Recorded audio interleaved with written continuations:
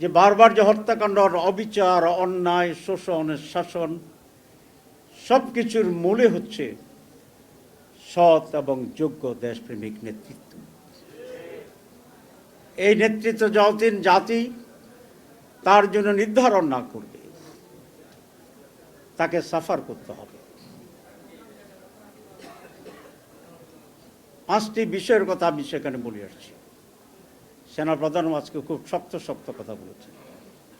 উনি ঐক্যের কথা বলেছেন, বিশৃঙ্খলা তৈরি না করার কথা বলেছেন। এবং আমরা মনে করি বাংলাদেশকে যদি আজকে সঠিক লক্ষ্যের দিকে আগুতে হয়, বাংলাদেশের স্বাধীনতা, সার্বভৌমত্ব, মানুষের অধিকার, এটিকে যদি আসলে আমরা অর্জন করতে চাই, তাহলে আজকে ঐক্যের কোনো বিকল্প নেই, ঐক্যবদ্ধ জাতির কোনো বিকল্প নেই।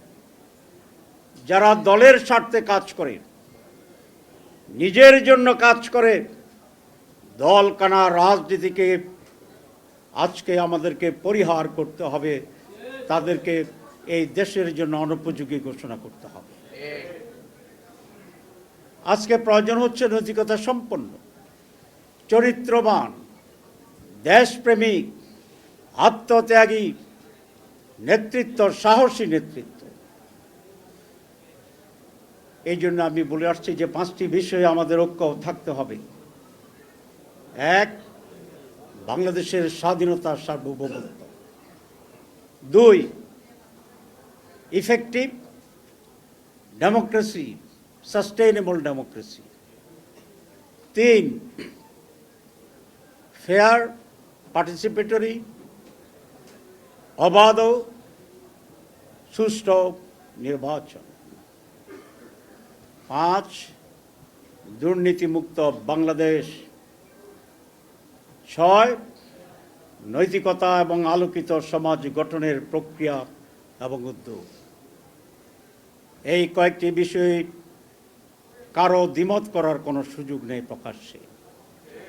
যারা এখানে ঐক্যমত্য নয় তারা বলুক যে আমরা স্বাধীনতা চাই না, তারা বলুক আমরা গণতন্ত্র, টেকসই গণতন্ত্র চাই না, তারা বলুক আমরা সুষ্ঠু নির্বাচন চাই না, তারা বলুক আমরা দুর্নীতিগ্রস্ত বাংলাদেশ চাই, তারা বলুক আমরা অনৈতিক বাংলাদেশ চাই।